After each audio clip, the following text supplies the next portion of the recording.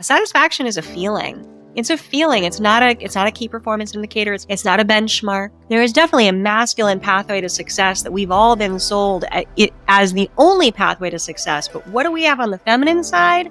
Well, we've got abundance. We have the ability to create something from almost nothing. What matters to me is that whatever you're choosing, number one, that you get to choose. And number two, that it brings you satisfaction on your terms, not theirs, your terms. This yes is killing us. It's leading us to burnout. It's draining us of our resources. It's disconnecting us from our femininity. And it's keeping us in a diminished state so that we can't actually access our power.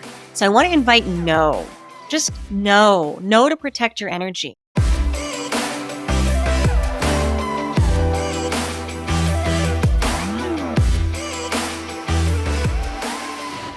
Hey there, welcome back to Raj with Kate Eckman. Really special episode for you here today. We're going to talk about a theme and a concept that always seems to be on the top of my mind, but not in this way.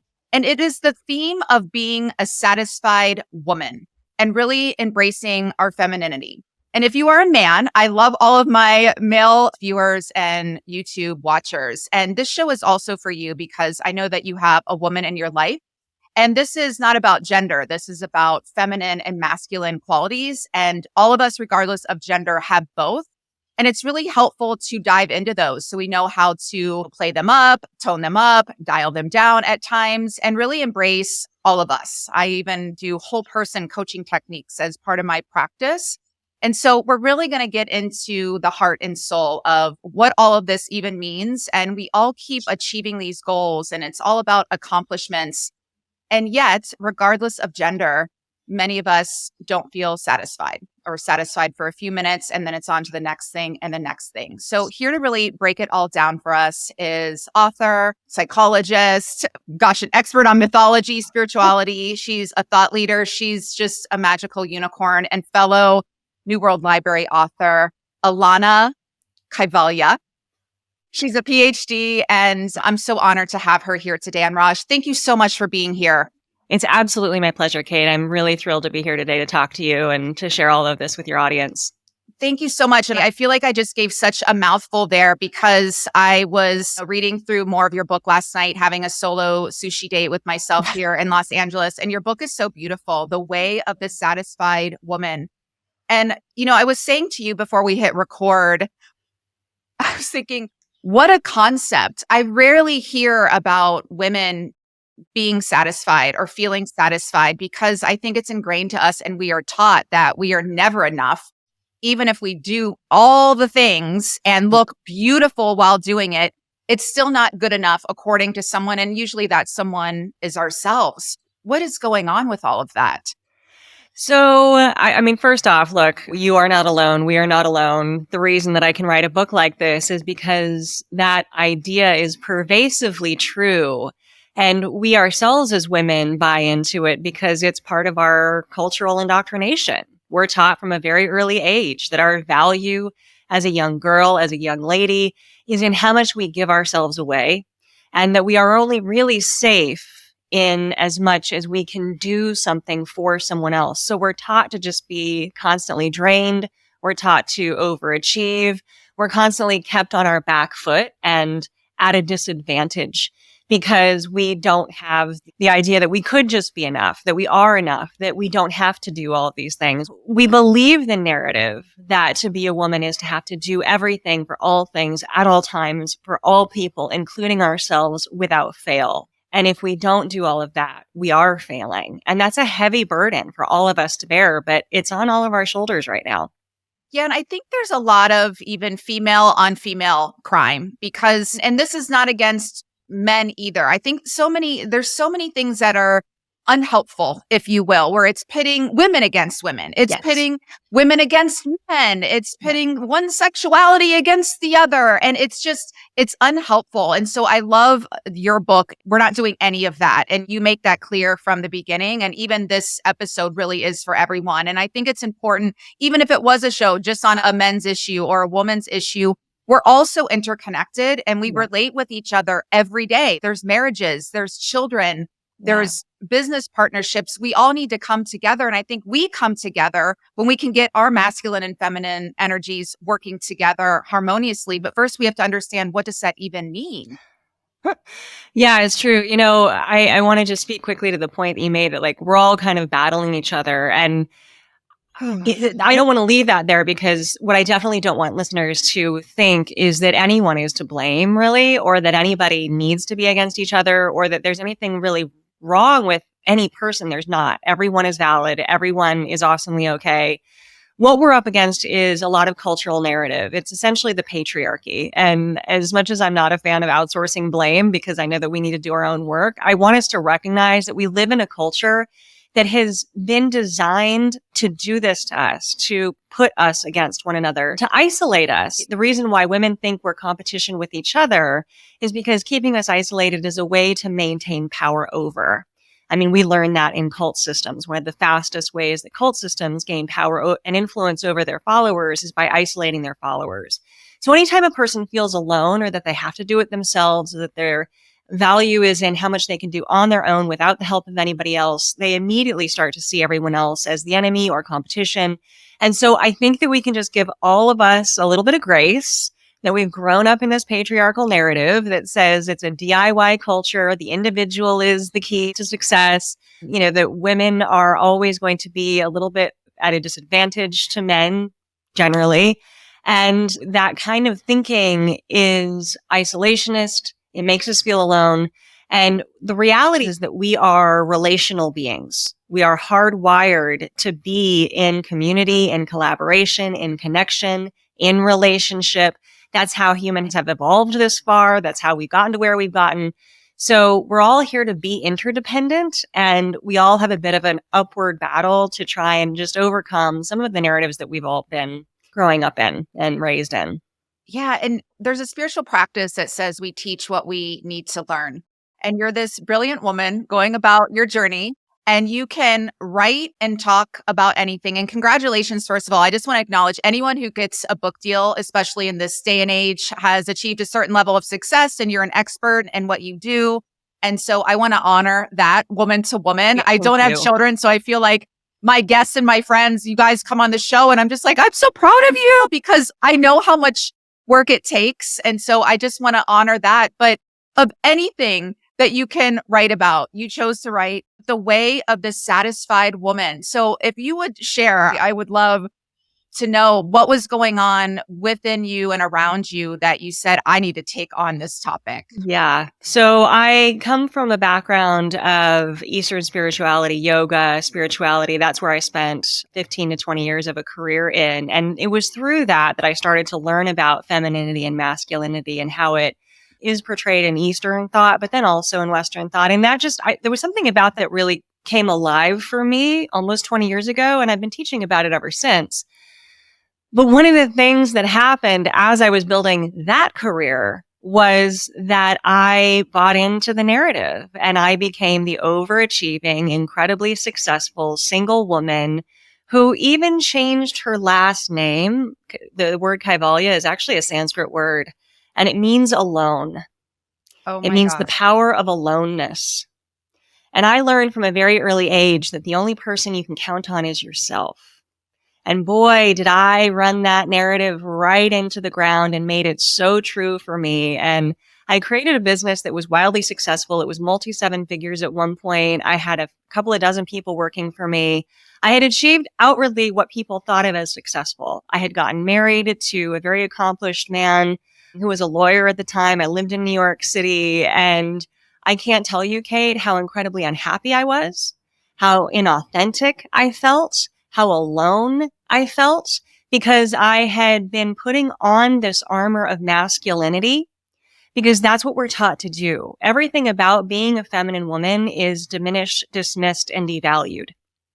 So even though I am a very creative person, I'm a very emotional person, I'm a very intuitive person, we're taught to center logical thinking, rational thought, DIY, success at all costs, make all of the decisions, forge your own trail, and do everything for yourself and everybody else. And boy, did I. And I ended up marrying the wrong man. So I was firmly in my own masculine. which meant that what I attracted was a man in his feminine, and particularly his wounded feminine.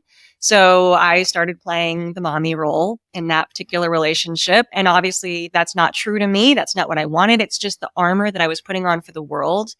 I grew this business in such a way that didn't feel right to me, even though I believed in the work. The way that I was doing it wasn't true to my femininity. Rather than being collaborative and communicative and communal and all of that, in the end, it became very hierarchical and cutthroat. It wasn't what I wanted it to be. And so I slashed and burned. I got to the point where there was something about all of this success that wasn't satisfying. It wasn't who I was. It wasn't what I needed. And it was creating a lot of unhappiness, burnout. So I sold the business. I moved out of New York City. I got a divorce. And then the pandemic happened. And I decided to take a hard right. And I said to the world, you know what? The most important thing that I have to say has nothing to do with yoga anymore. And even though I've built my career on that, even though everybody knew me as that, I was like, guys, this is not what people need right now. And so I started writing about this and teaching about this. And it just so happened that it came out last November. And boy, do I thank the serendipity of the universe not for forcing me, but for guiding me to this path right now, because I think that more than ever, women need this. Thank you for sharing all of that. That was beautiful. I could relate to a lot of it. And I think a theme that comes up for me is that we think, well, that's just how it is, or this must be as good as it gets, or I should be grateful and happy, and it's too much work to start over, or what will people think, or what will they say, and what about the money, and what about the bills? And I want to say all these things because I think sometimes people hear a brilliant woman like yourself say something like you just did and think, oh, or okay, that's her story. But I also think people resonate with at least one thing that you said, but then think, oh, but if I take action, I have to get a divorce. I have to leave my city. I have to have all these disruptions. And I think a lot of fear comes up. And then you're also talking about worldly fears that we're all experiencing. And if you're not, I feel for you and I worry about you more than anyone. Because if you aren't a little alarmed or disturbed by something going on in the world right now, you're probably not listening it's to me or my show. But oh gosh, there's still hope and we're here for you. But I want to talk about maybe that moment, or for someone who's listening and they know, because especially if you're a woman and you have that intuition, you've got to make a big change here. What can you offer people, or just a little baby step that maybe you took, or you had that moment where you got the whispers and then it was kind of like that shove down the stairs. You're like, okay, I have to take action. One of the things that makes feminine women most powerful, one of our greatest strengths, is our intuition. It's what we have. We have intuition, we have emotional depth, we have creativity, we have joy, pleasure, we have communion, we have connection, we have empathy. We have a lot of qualities that are powerful for us, but if I had to dial it down to one, it is the sense of intuition, which I think of as the voice of your foremothers coming through history and time to speak just to you. And one of the things that I think that we actually have an advantage of right now, Kate, is that right now, women, even though we are still disadvantaged, even though we do still have an uphill battle, we have more choices, opportunities, and agency now than we have ever had in the history of the world. I mean, up until 1988, a woman could not get her own bank account without a male cosigner. Crazy. That's in my lifetime. Yeah. Now, there are things that my mother couldn't do that I now can. So we have choices. We have the opportunity. And I guarantee you, every woman listening, your foremothers had it much, much worse. Whatever their story was, it was much harder. And their wisdom comes through you as intuition. And when you hear it speaking, you need to listen, because no one has ever been served from not listening to their intuition. And I know it's going to be hard. And I know it might not make sense, and it might go against your intuition, and it might go against the cultural narrative. It might go against your family narrative. It might rock the boat. It might feel scary. I get it. All of those things may be true, but nothing is going to be more true than your intuition. Now, I understand that hearing that, many women are going to go like, of course, I would love to listen to my intuition, but all right, so let me give you a baby step. And the baby step is the power of no. Because one of the things that this culture has tricked us into is that women always need to say yes. Hey, mom, can you drive me to my 4th soccer practice this week? Of course, honey. Hey, can you make sure and get up at 5 a.m. and in the morning, even though you worked all day to take me to the airport? Yeah, of course. Hey, can you push that deadline up and get more done over the weekend, even though you said you were going to be off? Absolutely.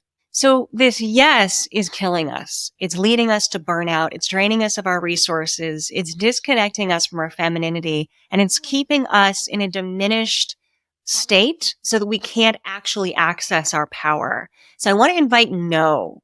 Just know to protect your energy, know to protect your time, because what also no does is it allows the other people in your life to step up. And they won't if you keep doing everything for them. So even that might sound scary, but that feels a little more accessible sometimes to me to offer is like, please just say no to the thing that you feel is going to drain your energy. Just say no. Just start there.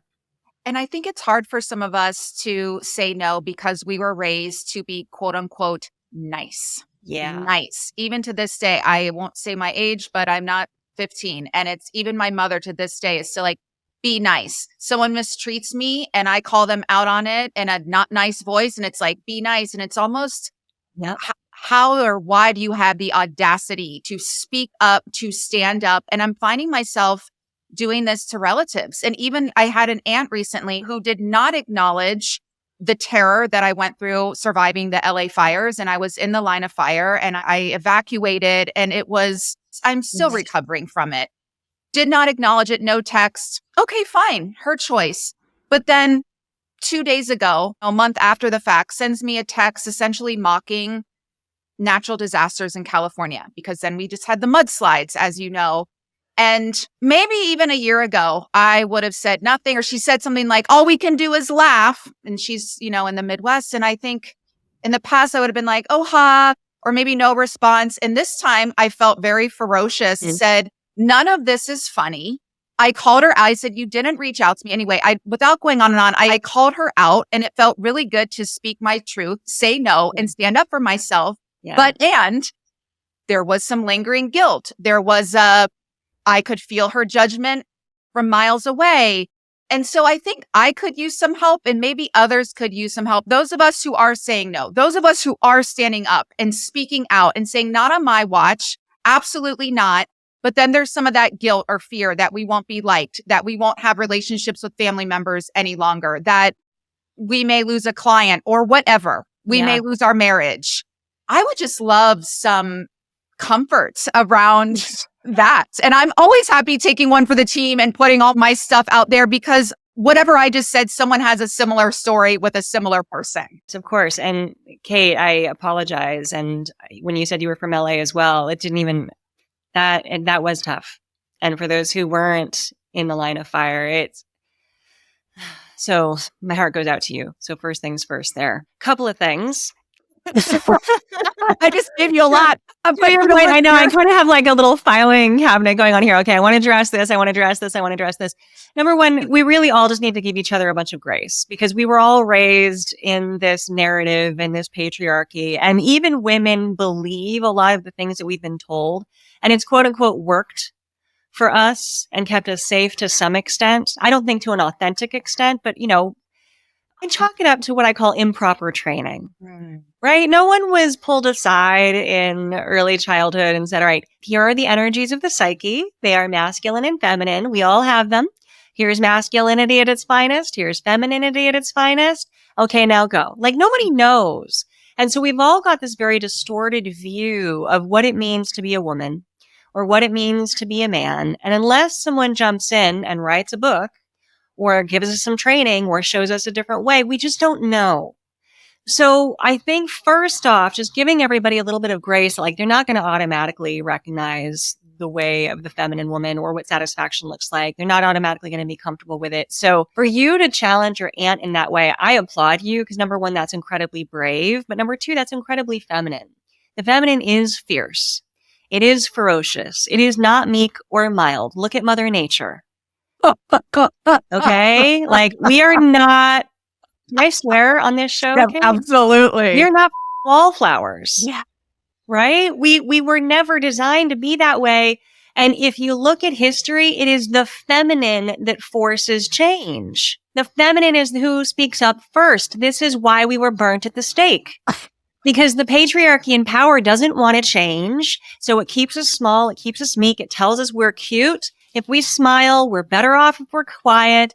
And that goes against our nature. And our nature is wild and fierce. And we are truth seekers. Okay. Now, Kate, and every woman listening, you know how you feel when something doesn't feel right. That doesn't go away. You don't feel right. If something's off, if something doesn't feel true for you, if something feels like it's uncomfortable, it's this little itch. It's this little nag on the inside, and you start to question it. Questioning is feminine. Questioning the status quo, because the masculine, look, this is actually a really good quality of the masculine. The masculine gets things done. The masculine leads the charge. The masculine is incredibly capable at picking a direction and going full force to the finish line. And we need that energy a lot of the time. But sometimes that finish line needs to shift. Sometimes that trajectory needs to change. Now, I'm a sailor, and I know that I have to work with nature to get to my destination. It's not always going to be a straight line. Sailors have known that for thousands of years. Sometimes you got to tack back and forth to get to your final destination. Women have known that for our entire existence. Sometimes it's not a linear way. The way is not linear, but this power over that the patriarchy is so focused on forces a direction that sometimes doesn't feel right. So when things don't feel right to you and you speak up, you are doing your best as a feminine woman, and you are doing it right. One of the things I recommend in the book actually is a heavy curation of your friends, family, places, spaces that you occupy. It is okay to fire your friends. It is okay to say goodbye to toxic relationships, to jobs that don't work for you, in as much as you can. I realize you can't fire all your family members, but you can limit time with them. You can create stronger boundaries, because if they don't honor who you are, if they don't take care of you, if they don't cherish your emotions and your intuition, if they don't listen to what you have to say, I mean, you give them an opportunity to shift. And if they don't, they have shown you who they are, and believe them. That felt just like my little free therapy session. So thank you. Hope everybody else got something from that. Sure. A big takeaway I had from that is, and thank you for this, because it helps me own it and not judge myself, is speaking up and being fierce and wild, which I'm a pro at, is feminine. And I have to tell you, Alanna, when I speak up for myself in that way, I always say, oh, if I were a man, everyone would applaud and be like, he's so fierce and ferocious, what a leader. But as a woman, I can feel and hear people, men and women, like, what a or she's difficult, or they want to call you crazy. And you talk about these terms in the book, or it's like, how dare she, or who does she think he is? God forbid you should get emotional, because then what are you? You're crazy. Or are you getting your period? I mean, I don't know a single woman on this entire planet who hasn't been called crazy by someone who loves her. Yeah, exactly. When she has an emotional reaction or a connection to her emotions. Like, there is so much, and it's just, again, it's improper training, right? It's improper training because women are ferocious and we do speak up. We do question. But because that changes the status quo, because it challenges the power structure, we've been taught to diminish it, dismiss it, and devalue it. Doesn't mean it's not important. So one of the reasons why part of the work that I'm doing is bringing women together, creating community, a safe space for us to speak up and question and talk about these things. Because when we do it, it's not always going to have a positive reaction. Not everyone is going to be prepared for it. And so it requires some bravery. Look, we have to, if we want to change the world, not only for ourselves, but for all of the women who come after us. Unfortunately, more work is required. Look, I am so tired of all the emotional labor that this world is asking of us, and I get it. But as women, we're great at it. We're excellent communicators. We're tapped into our emotions. We're like the canaries in the coal mine. When something is wrong, we feel it first. We want to inspire change. We want the world to change around us, and we're at a better position now than ever to create that change. So calling forth that bravery, supporting one another in crafting lives of our own that are satisfied, showing other women the path of what satisfaction is. It's a tremendous responsibility, and it is ours. And when we feel overwhelmed and exhausted, which is those of us who have careers, and it's so interesting because there's this dichotomy happening with me right now where I am leaning more into my feminine and understanding what that is, which I'm like, oh yeah, when I'm being fierce, that's feminine. That's not masculine. Yeah. And so I'm feeling now more than ever called to two things. One, to kind of do less and flow more and receive more. And because of the state of the world, it's now this sense of urgency, like I got to make a lot of money and I got to make it fast to protect myself. I mean, even something as simple as so I can buy the really expensive groceries that aren't filled with seed oils that are destroying my body, or clean water, the $500 filter, so I'm not drinking poison or whatever. Those are just two examples. But so it is kind of that, it's this constant balance that, right? Yeah, it is. I want to affirm that that all of those things are actually very feminine, and there doesn't need to be tension in them. I think if I'm hearing it, and you can correct me if I didn't hear this right, the concept of making money and being ultra successful feels masculine. It's not, okay? They don't own money or success. The way that they get there and how they do it, that pathway, yeah. There is definitely a masculine pathway to success that we've all been sold it as the only pathway to success. But what do we have on the feminine side? Well, we've got abundance. We have abundance. We have the ability to create something from almost nothing. Every woman, whether we do it through procreation, whether we do it through entrepreneurship and small business, whether we do it through ideas, any kind of that's ours. And to be in that flow of abundance, which includes a ton of money or can, is uniquely feminine.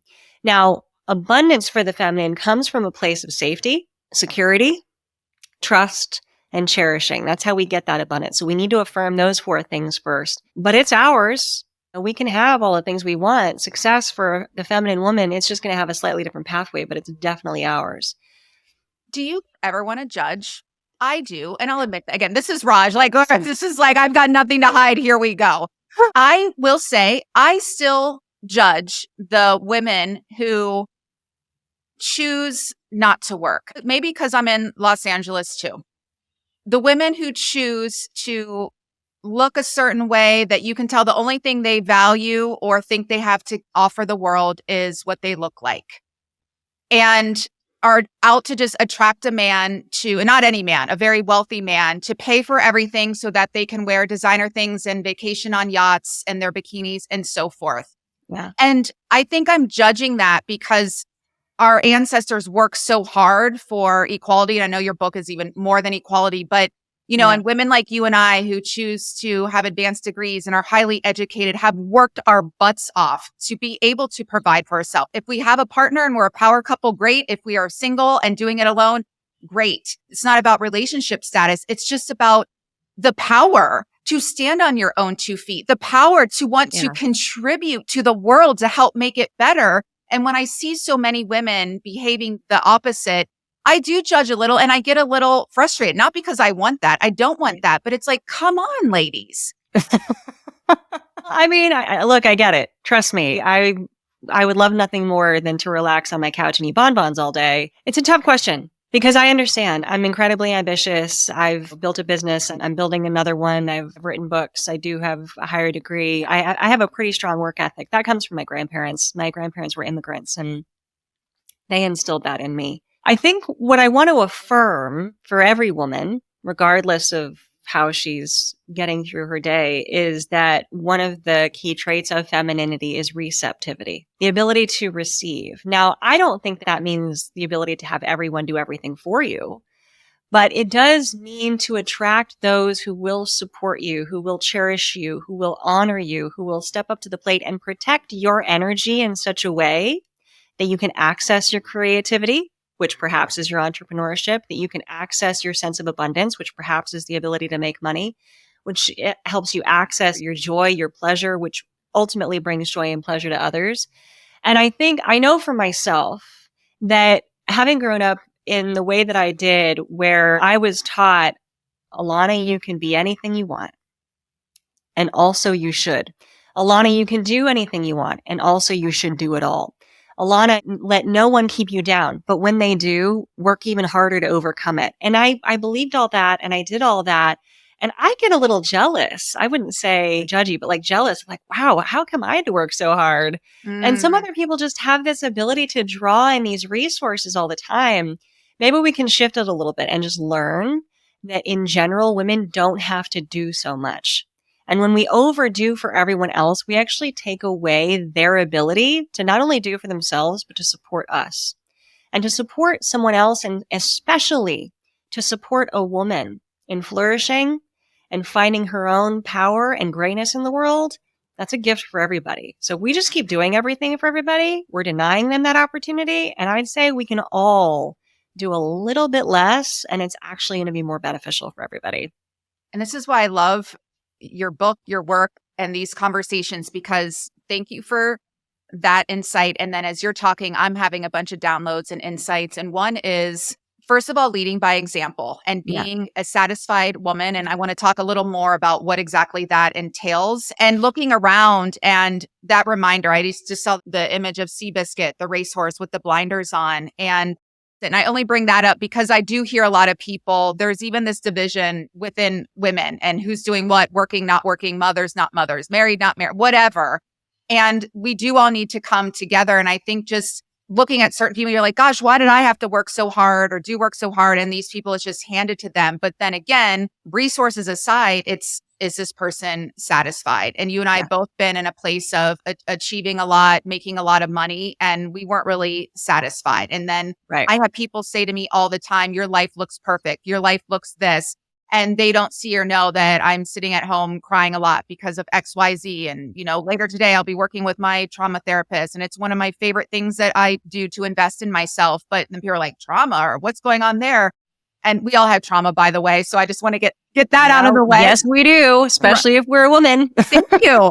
Yeah. So I think it just goes back to really, for me, just, and you leading by example of what it even means to be not just a successful woman, but a satisfied woman, and having that be more of the conversation. And then, like you said, extending grace and compassion to these women. I think another thing that is, again, I've been working through, and when I think of those women, it's we can't want more for people than they want for themselves. And I think when I look at them, it's not so judgy, like, I don't look at them. It's more like, ladies, there's so much more for you. And I know somewhere and you believe that too. But then I say to myself, this is a thing for me that's been really hard, Alanna, is that I want so much for everybody. And I'm a deep empath and I'm a humanitarian.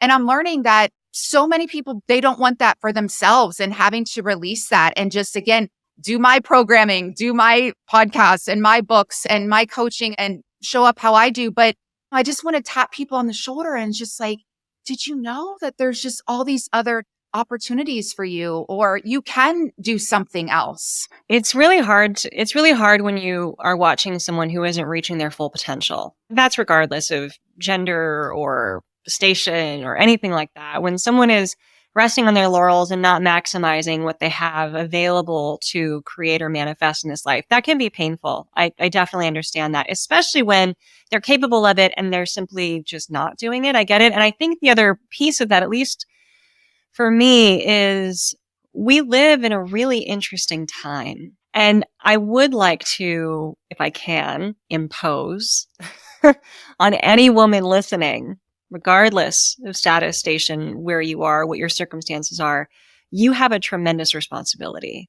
I'm so sorry. I didn't saddle you with this. The world has kind of saddled us with this. We are all saddled with this, but we live in this time. We have this incredible opportunity. And I do think it is our responsibility to help not only ourselves, but women after us step into a place of greater empowerment, greater value.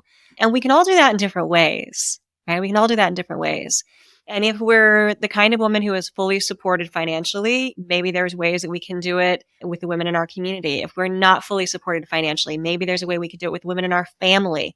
There's all sorts of different creative ways. And I think that all of us in our own spaces have ways to be satisfied. Because one thing that I do know after writing this book and all this research is that the path to success for the masculine has a pretty well-trodden road, right? We all know what that looks like. There's lots of examples. For women, We don't know what that looks like. There aren't a lot of examples because we're basically 20 years, maybe, into these opportunities. We're maybe a few years into all of this agency and choices and recognition that women actually are of value, that we do have a voice, that we are important. So we have to start creating what success looks like for us. And because women are so unique and individual, right? Our prerogative is to always change our mind. It's going to look different for each of us. So satisfaction for one woman might be staying at home with her family. Satisfaction for another woman might actually not be having a family at all. It's not a cookie cutter thing. Satisfaction might be working your butt off as an entrepreneur. Satisfaction might be having a career where you're working for other people. So there isn't one linear pathway, but there is a feeling. We will all share a feeling, and we will all be satisfied when we feel the pleasure of the fulfillment of our wishes and needs.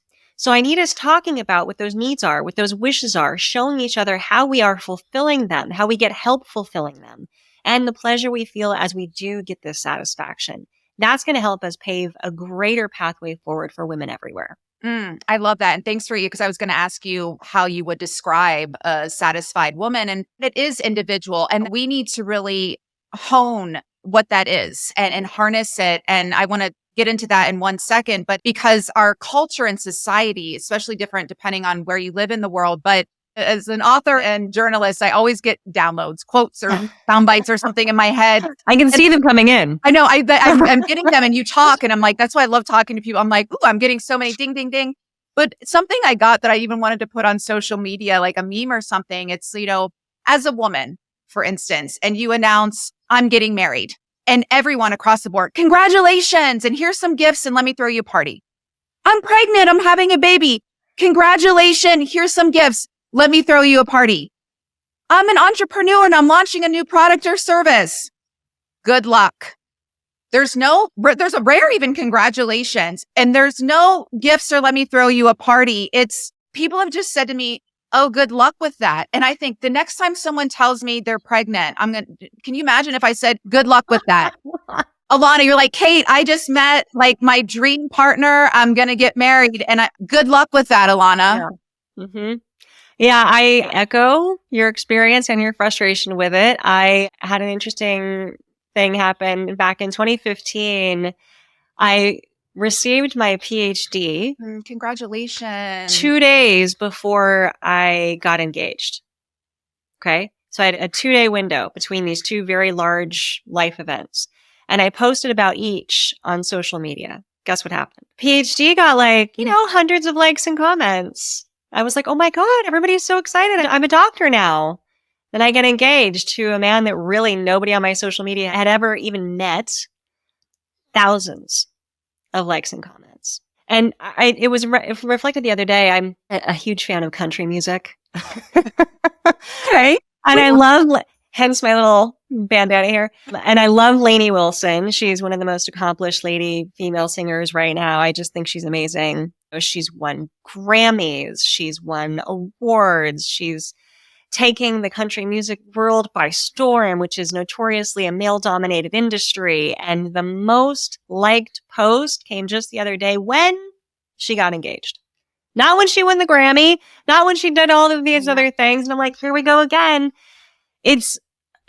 Look, I get it. Everybody gets excited about true love, okay? And maybe that's it. If we wanted to simplify it, maybe people are just excited about true love. I don't actually know what the response is when a man, let's say he posts about his promotion versus getting engaged. I don't know if it's equal, but I sure would love for the world to appreciate the success and hard work of women as much as their relationships' success, because both are very hard work, honestly.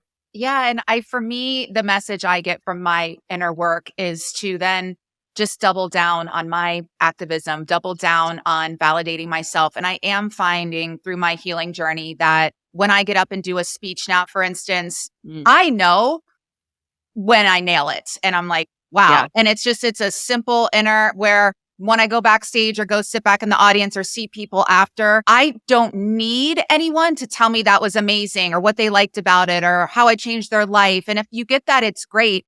But I think people can feel that from me too. Like, okay, she is owning her power and she knows she's amazing and knows she's amazing at that. But I think back to a time where I needed you. If you were in my speaking cohort, or if you were I needed you to reflect back that I did a good job. So I think I notice these things now, Alanna, and then I am just like, I think the impact that you make in the world speaks for itself, because most marriages are not going to change the world, and most sadly end in divorce anyway. That's a good point, actually. But when you think of, you could do one podcast episode, one speech, meet with one client, I think of what specialists I've worked with have done for me in 1 hour that has dramatically changed my life. So I think whoever's listening, please keep going, because even if you change one life, it's worth it. And your marriage is probably not going to change any lives. So, this is not against marriage. And I feel my hubby coming in soon and I can't wait to marry him. And I'm only ready to get married, and I'm not young, because I wanted to be this fully embodied woman when I got married. And I wanted to be able to stand on my own 2 feet. And I think I have a lot of people now who say to me they'd like to get divorced or things, but they say, I don't make enough money to, and I always just think how proud I am of myself that I don't have to be stuck in any situation. So my situation's come with a lot of challenges, but also that's very rewarding. Well, and it's a very new problem. Think about that, right? Like I said, we're maybe 10, 20 years. I mean, I think that's even generous into this kind of issue, Kate. 30, 40 years ago, in order to buy a house, you needed a man. Women couldn't even have their own mortgages. So it was a very real issue and a very indoctrinated understanding for women that social success, financial success, any kind of stability, security required a marriage, a partnership. That's the only way you kind of made it work. So I want to affirm and validate the fears of women who have been in those circumstances and been through that narrative and been through those things. I mean, I was raised by a single mother who very much was at disadvantage as soon as she was on her own, right? So the fact that you and I can be individuals, make our own way, have our own homes, have our own bank accounts, have our own businesses, no one's really ever done this en masse before. So it's creating new opportunities, but it's also creating new challenges. Because what I'm finding with the women that I work with is that a lot of them get to, again, we're not announcing our age, but let's say whatever age we might be floating around, and they realize that they have muscled their way through life in this incredibly individual way. And yes, girl, I am proud of us. 100%. I honor all of that work. But unfortunately, these bodies come with timing. And there are many women who were told, do it all yourself, be the individual, pursue the career, pursue the success. And they did. And they got to a stage in their life that they were suddenly opted out of starting a family, which was also a deep desire for them. Yeah. Right? That's hard. But putting on the back burner the career, the success, the doing it yourself, the making your own way, the being your own woman, the standing on your own 2 feet, that was centered as being so important in their earlier young adult years that they just decided or thought they'd have all the time in the world to get the rest of it done. And unfortunately, as women, we don't. Okay, men do. Men have all the time in the world to get those things done. If they want to start a family later in life, no problem. If they want to start a career later in life. 75 having kids. Yeah. You know, their bodies don't opt them out of life choices that may actually be important for them. So we have this really interesting tension and juxtaposition as women because we have these unfortunate biological clocks that they just exist. I mean, thank goodness for modern medicine and technology, we can push it a little bit, but only so far. So I think it's important for all women to be able to stand on their own 2 feet and to not have the fear that another human is required for safety. I get that. And I also know that we are, as humans, are relational beings. And relationality is really at the core of the greatest spiritual growth that we'll ever have, the greatest personal transformation. You can only take yourself so far. The mirror of an intimate relationship is actually very important for completing your own personal growth. As psychologists, we say you are wounded in relationship in your early childhood, and you are healed in relationship as an adult, and specifically with your intimate partner. So, I spent many years as a young teenage girl with my mom who had been divorced from my father. And let me tell you something, that went badly. And she completely understandably so, and like many, many women, basically decided to swear off men. She didn't need them. She didn't want them. She did not want a relationship. And I very much grew up with that narrative. I don't need a man. I don't need a relationship, swearing it off. And I remember going through life that way. Again, remember my last name, Kaivalya, means alone. Boy, I powered through it on my own. And I was in a spiritual career. I was eyeballs deep in yoga for decades. And I remember looking at myself in the mirror at one point in my bedroom in New York City and looking at myself. I mean, I was meditating twice a day. I was laying in beds of crystals. Girl, I was doing everything. And I looked at myself in the mirror and I said to myself, Alanna, you've taken yourself as far as you can go. You're going to need that mirror. So I don't want the idea that we have to do it all ourselves, which is an incredible accomplishment. And boys, are we lucky that we can, to get in the way of something magical like partnership and intimacy that could also be very supportive for us as women. Yeah. And what I'm hearing and what you're giving me right now in this moment is this gift of compassion for myself, for you, for everyone, however you identify, male, female, masculine, feminine, a combination of all of it, because regardless of your circumstances, everyone's got something. And like you said, and I've said, we all have childhood trauma too. And even being raised by the people with the best of intentions, they had their own wounds. And I just feel like everyone is navigating so much, but that's why these conversations are so important. So I might even say something that somebody doesn't like or vice versa. And we can all just, but why did what Kate said just upset me so much? And so then that's their work and that's their journey, or something you said may have incited compassion or joy, but also fear or anxiety or whatever. But then we get to look at that and just talk openly about these things, because there's no right or wrong way. We all have different circumstances. And I want to just give humanity a hug. And that's why I created this show, because I feel like every day, week, month, year, it's like you think, my coach will always say to me, find peace where you are now. And I'll be in that moment. I found the peace. And then the ceiling starts leaking because there's a historic storm or whatever is going on. And so it's just, there's these disruptions and distractions. And I want to acknowledge everyone really doing the best that they can. But there are tools, there are resources. And I think I get frustrated sometimes with people that I love and want the best for, because with all the great people and books and doctors and things to do out there to better ourselves, people aren't choosing that. And I think that's a lesson too. And maybe that is part of the satisfied woman. I'll get your thoughts on it, is being okay with people not choosing what's going to be best for them, or being okay with women making choices that, in my opinion, take the women's movement back several years, and just, I can choose and I can lead the way. And sometimes it does feel overwhelming and exhausting. And then it's like, all right, we need to take a break here, or call someone like you and have you on the show, or call a friend. And I think just get back in touch and connect with ourselves and each other. And the connection is what feels so feminine and so satisfying to me as a woman. Absolutely. Yeah. I mean, I think connection, collaboration, community is at the heart of femininity.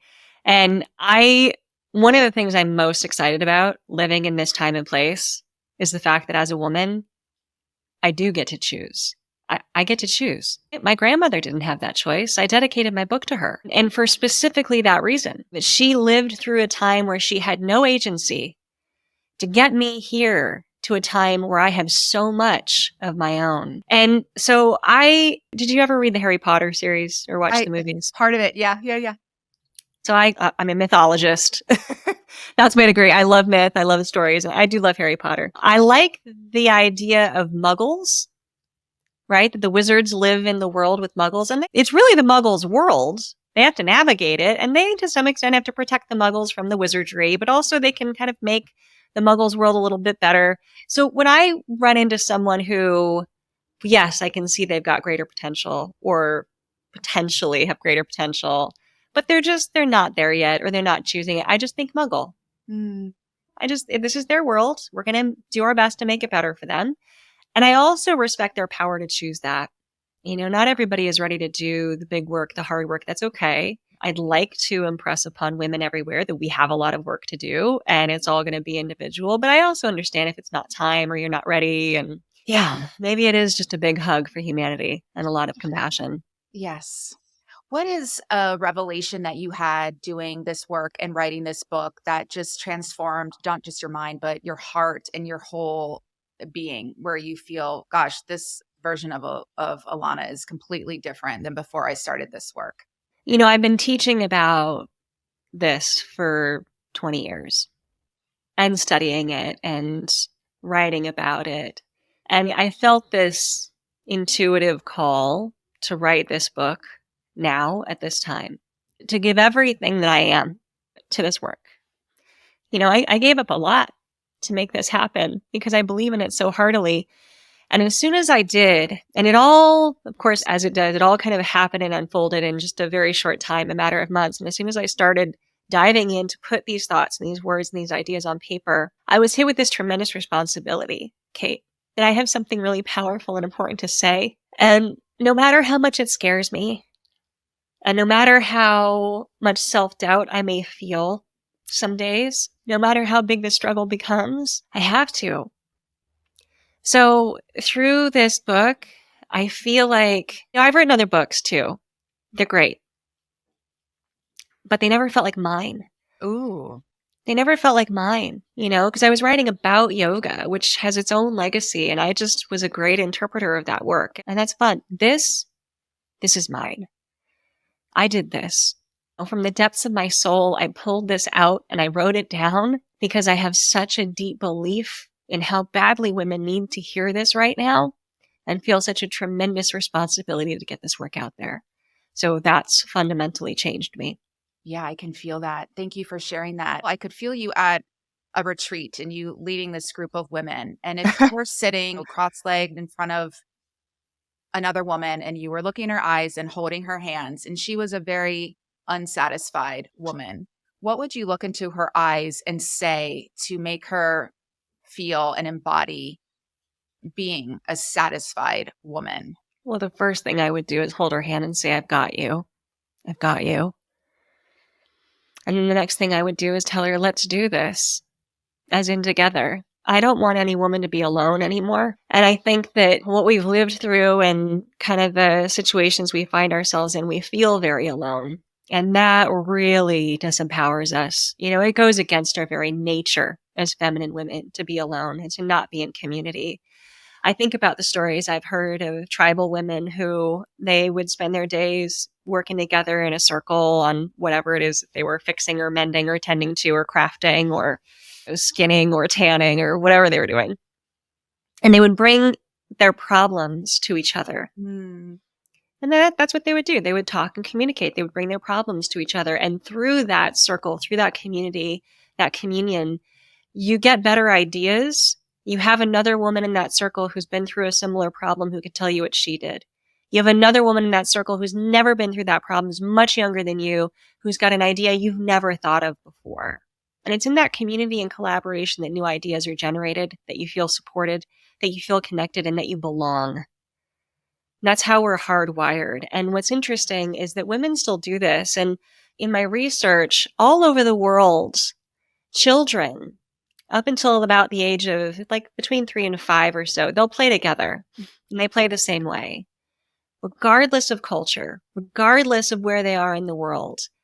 From about the ages of 3 to 5, they self-segregate into gender. Mm-hmm. And little boys go off and they play their war games or their strategy, little masculine kind of tests and games and things. And the girls go off and they communicate. They run through scenarios of, hey, I'm going to have this problem and how would you fix it? And I'm going to have this scenario and how would you fix it? And then they make each other cry and then they hug each other out. So we are right from the get-go training ourselves for community, and we've lost that. So I would just tell her that she's not alone and let's do this together.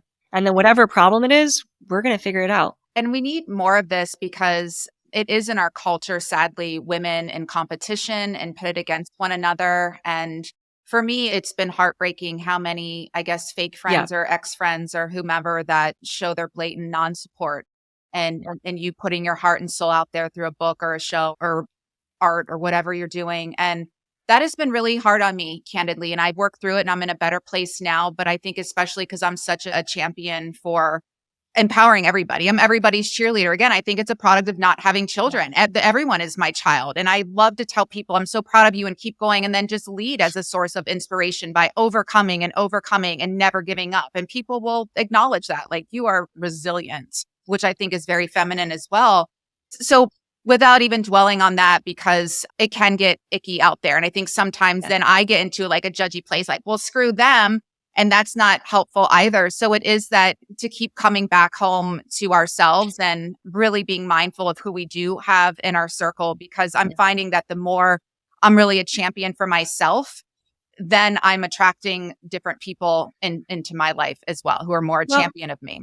I like the idea that as women, we should be adjusting each other's crowns. Yeah. I always thought that was a really sweet notion. And we talk a lot about toxic masculinity in this culture, which I'm not a fan of the word toxic. Toxic to me indicates something poisonous that can't be fixed. I talk about them as distortion, that if you remove the distortion, you get back to the original root energy, which is always going to be positive and beneficial. But there's also toxic femininity. And one of the toxic feminine attributes is this cutthroat competition idea, which is antithetical to community. Right? I mean, if you remove that distortion, what you have is connection. So, it's not helpful. It's diminishing all of us. I know. It's devaluing all of us, and it's keeping all of us down. So yeah, like a little public service announcement out here, ladies. There is no place for cutting another woman down. There is not another woman on this planet that is your competition. We are all saddled with the same narrative and we are all working in this uphill battle. We're all trying to climb the hill with 50 pounds already strapped to our backs. Let's just give each other some grace and cut each other some slack. We're all going to be happier for it. Yeah. We're all going to be happier for it. In the moments where you feel unsatisfied for whatever reason, how do you bring yourself, or how do we bring ourselves back to that place of satisfaction? And if you could explain again what we mean by that in your answer, that would be helpful too. Because I think people, again, it's kind of, I think it doesn't even occur to us to be satisfied. It's like, what do you mean? You mean successful? You mean happy? You mean, like, what do you mean by that? And for how long do I have to stay satisfied? Because that sounds like a chore. I get it. I have a little funny story for you too. I named the book very consciously. There's a seminal work in men's work from about 30 years ago called The Way of the Superior Man by David Data. And there's actually not a lot of books on women's work, strangely. There's a lot of men doing men's work, really great men's work. There's men's communities, there's men's movements that are fantastic, helping to detoxify masculinity and empower them. And I love that. There's just not a lot on the female side. So in writing this book, I was like, we kind of need a counterpoint. When I read the definition of satisfaction, I knew that this was for us. So let me tell your listeners again, I said it earlier, but it bears repeating because it's so powerful. Satisfaction is the pleasure derived from the fulfillment of your wishes and needs. Okay, now everyone on the planet has to have their needs met. So that's a given. And I don't just mean your basic needs like a roof over your head and good food. I mean, all of the things that are important to you that make life bearable, you've got to tend to them. Your wishes, make it a bonus. That's what helps you create a legacy. That's what gives meaning to your life. And we all want meaning in our life. Fulfillment is an ongoing pathway. And one of the things that's truly feminine is not a finish line. It's a continuous, circular, ever-evolving unfoldment of what it means for us to be alive and satisfied. We are comfortable with change. We are comfortable with the status quo shifting. We are comfortable with a different direction. Look at our lives. Look at our physical bodies. Look at the hormonal fluctuations we go through. We are inbuilt for change. We get it. So satisfaction is not an end goal. It's a feeling. It's a feeling that you cultivate every single day and a constant check-in of like, all right, what can help make me more satisfied today? How can I be more satisfied? The answer might be different from yesterday. The answer might be different tomorrow. And I want you satisfied in every level of your life. And what's been astonishing to me is from this book, I have a business, thesatisfiedwoman.com, and I can't get on Facebook. Yup. So as soon as I try to go on Facebook as The Satisfied Woman, I get shut down. Wow. Because what does the patriarchal narrative of Facebook think a satisfied woman is? Something sexual. That's right. Because What's the only way a woman could possibly be satisfied? Which, didn't I bring that up in the beginning? It's like when I think of a satisfied woman, I'm like, oh, I think sexually satisfied and that no one really is. Wow. Because again, we're working with this narrative that the only way to please a woman is through sexual pleasure. And so that must be what I'm talking about and must be what I'm writing about. Now, look, girl, I 100% want you sexually satisfied. That's 100%. But I also want you satisfied financially, emotionally, physically, relationally, spiritually, all of it. It's not limited. So yeah, I ain't on Facebook because Facebook thinks I'm selling sex. Wow. And I'm like, that is so perfect for my cause. Wow.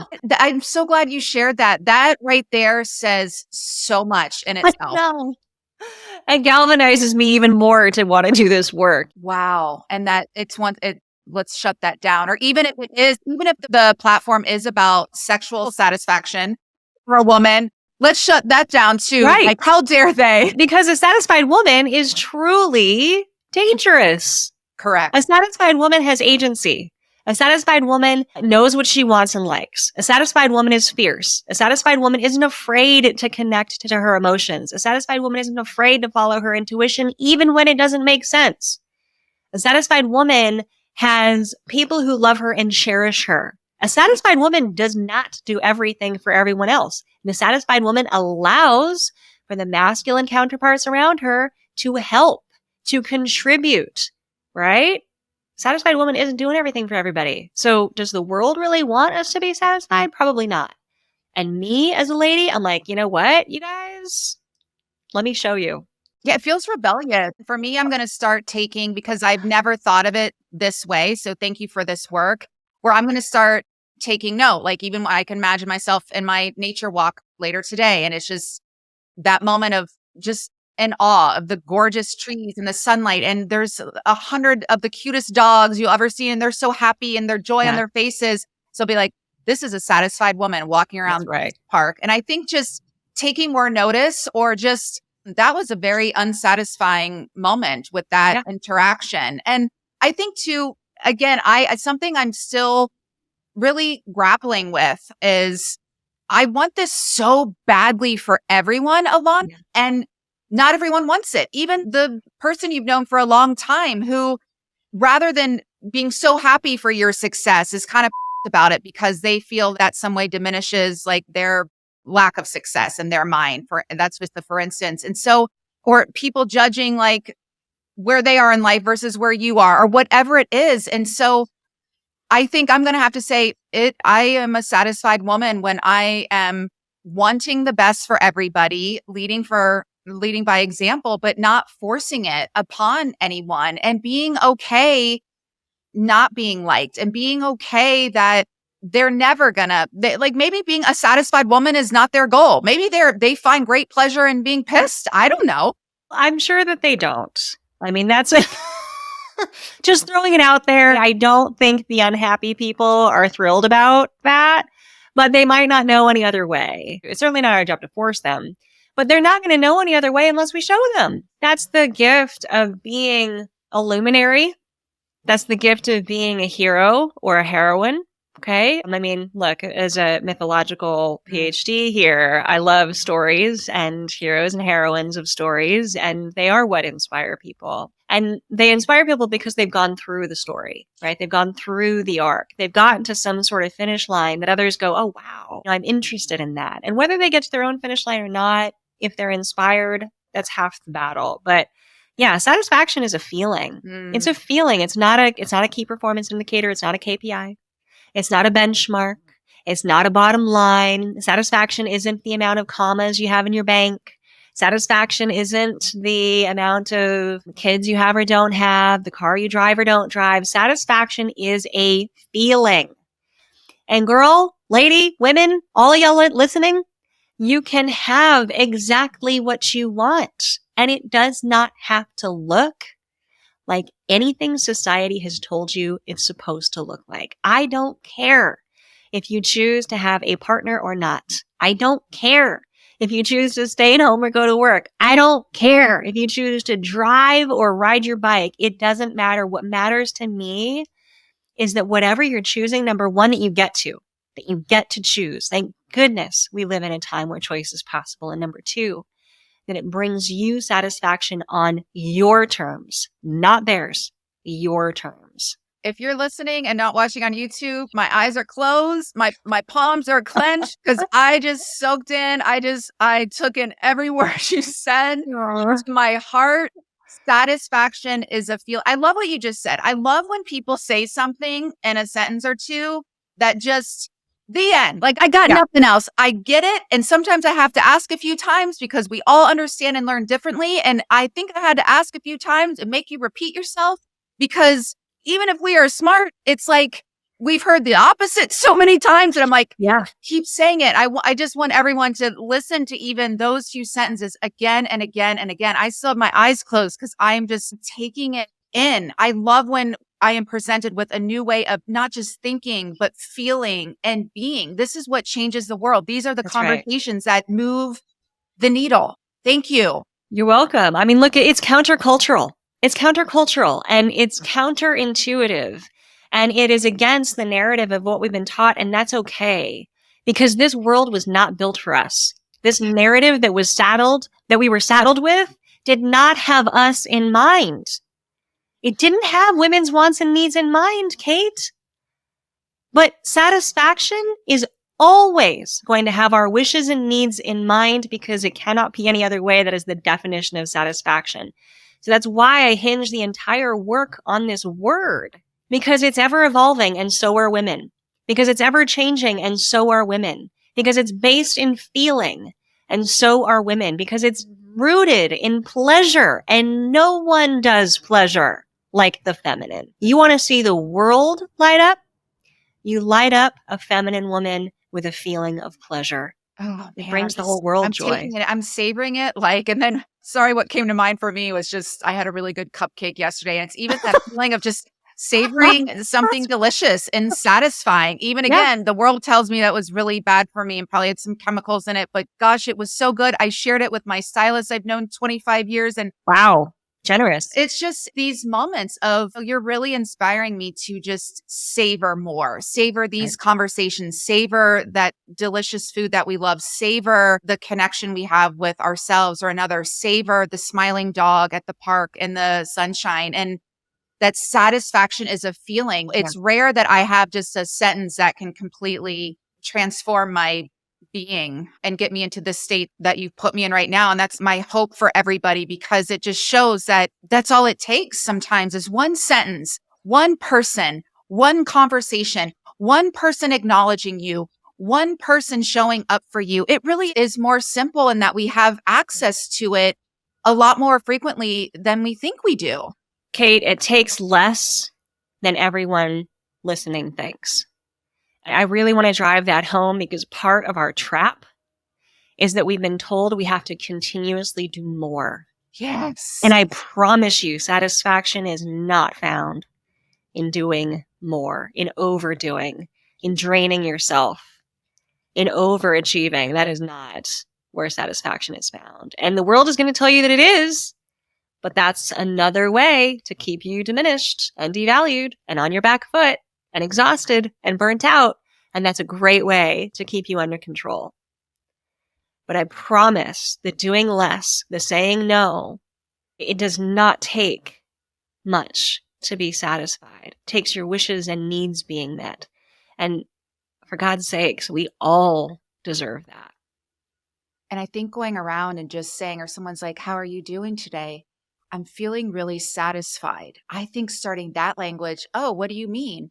I just feel really grateful. I had some food for breakfast and I got to talk to my colleague Alanna about her incredible new book. And I get to teach other people to be more satisfied and how simple it is. And it can cost no money even. And we have access to it. Even I feel like I can sense I feel transformed over this past hour. And even those moments I had of frustration or judgy or some annoying thing I brought up that I wanted your perspective on, that all just has really transmuted into ground, into Mother Earth, into my throat chakra of just, I just feel satisfied and don't need, because I didn't win $1 million this past hour. I didn't, no, but I love this new reframing, and you really gave me and my listeners a gift here. Thank you I so hope so. much.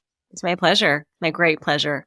I just would love for you, even a final thought here, anything that came through for you in our time together that you want to leave us with, because I do feel a sense of deep peace and relaxation, right? And satisfaction. And it's like, and that is enough. I don't want at my consumerism kind of just went out the window. Right. Thank you. What would I leave listeners with? The thing that's coming to me is that they all deserve satisfaction. They're worthy of it. I think we've talked a lot about how there's a kind of a cultural and external narrative and these other people that we're fighting against or competing against. And so maybe I just want to leave with that internal piece, that no matter what you've been told and no matter how you've grown up and no matter what circumstances you find yourself in right now, that to be a satisfied woman truly is your birthright. It's not as hard as you think, even though I get it. Being a woman is hard. Our choices are never easy. But you deserve it. You're worth it. And from one woman to another, I deeply desire that for you. Thank you so much. Thank you for your time. Thank you for your gorgeous book, The Way of the Satisfied Woman.